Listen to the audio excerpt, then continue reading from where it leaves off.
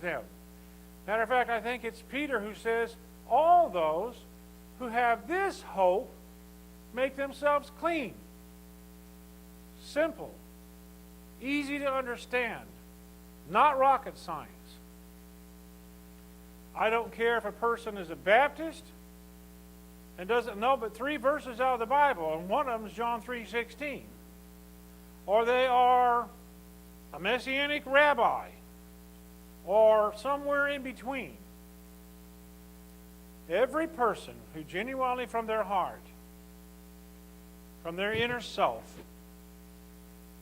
has hope of salvation by having faith in the name of Yeshua, the only begotten Son, is equal. There's no variance with God. He is no respecter of persons.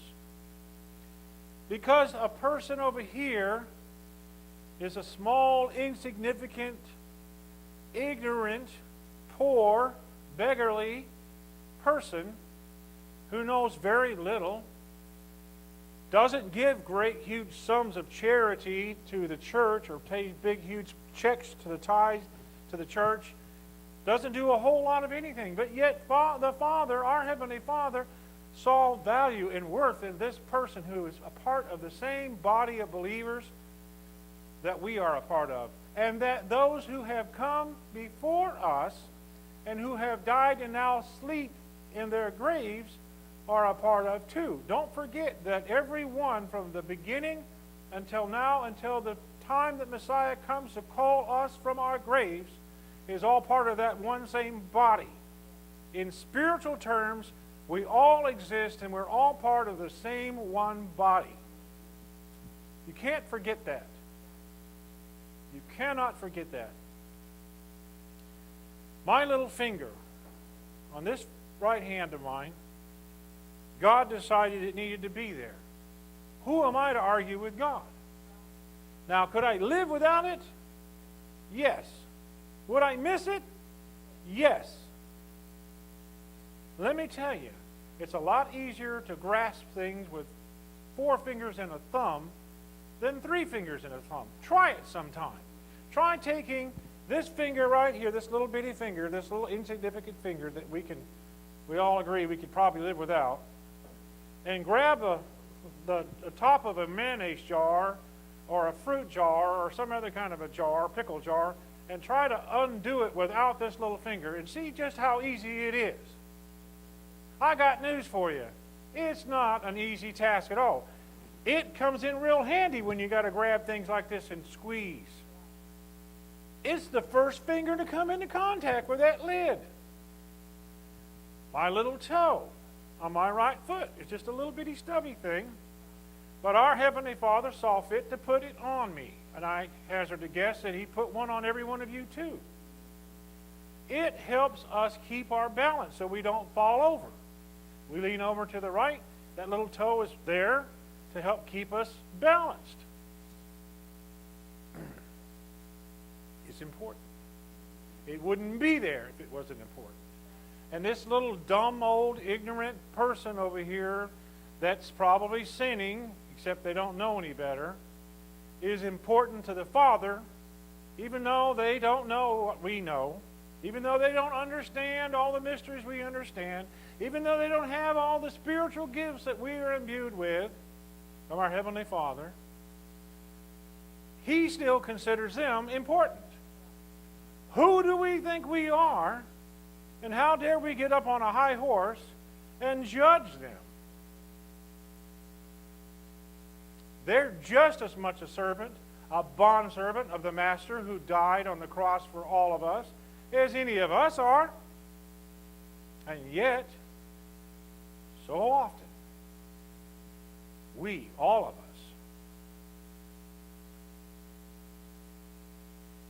get in the flesh and condemn other people. Complete strangers, you don't know anything about this person. Somebody in a store cuts in front of you and gets in front of the line in front of you, and boy, you just want to snatch their head. Grab them by the hair and slam their, sometimes. You don't know that person at all. people that get rude with you, short with you, say things to you, maybe curse at you. You don't know all the things that our common enemy has done to bring that person to the brink where they lose it and act the way they do to cause you to be offended. You don't know that. Now, some people are just schmucks, to be quite blunt.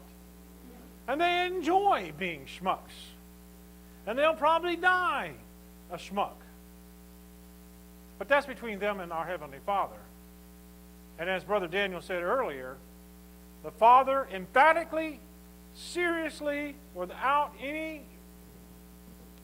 compromise, states this: vengeance is mine. Now, let me share a story that I don't think even my wife knows about me and my own personal life, because that's the best testimony, is what you personally have experienced and lived.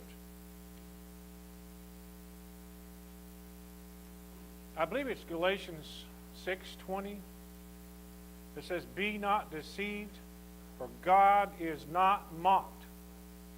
Whatsoever a man soweth, that shall he also reap." And you know, you can blow that off if you want to, but I can look back, and I'm going on 57 years old, be 57 in May, and I can look back at my life and I can see every place I ever stole something from somebody, I had things stole from me. Every place I ever lied about something, I got lied to. Every evil thing that I have ever done, the Father has shown me firsthand what it feels like to experience what I did to somebody else, what I said to somebody else. When I was 15 years old, I believe it was about 15 years old, I got very angry with my grandfather. He was a sick old man. He had he'd been out of jail a few years. He had murdered his second wife. He had a very hot temper. Got mad and shot her with a deer rifle and killed her. Spent 7 years in the penitentiary of San Luis Obispo and San Quentin. Missed death row only because he was very well known, very well liked, and had very powerful friends. Jay Ladd was his employer at the time, who was the brother of the actor, famous actor to some, Alan Ladd. And so he got life, which ended up being 7 years because he was a model prisoner.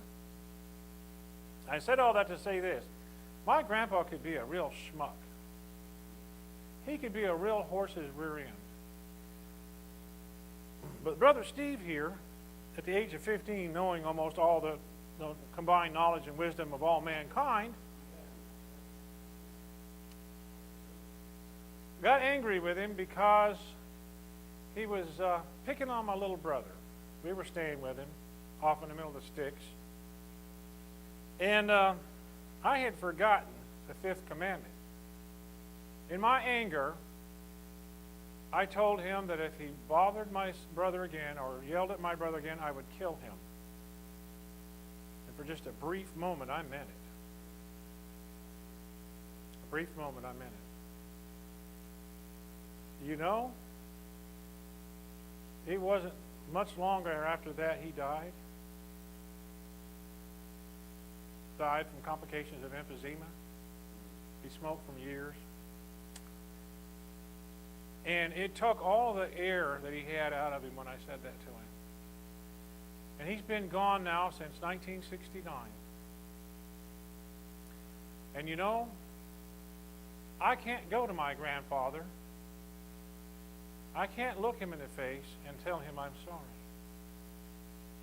But I can tell you that the grandson that I have now, the firstborn grandson I have now, who was born barely less than 30 days after my youngest son was 14, was killed in a car wreck.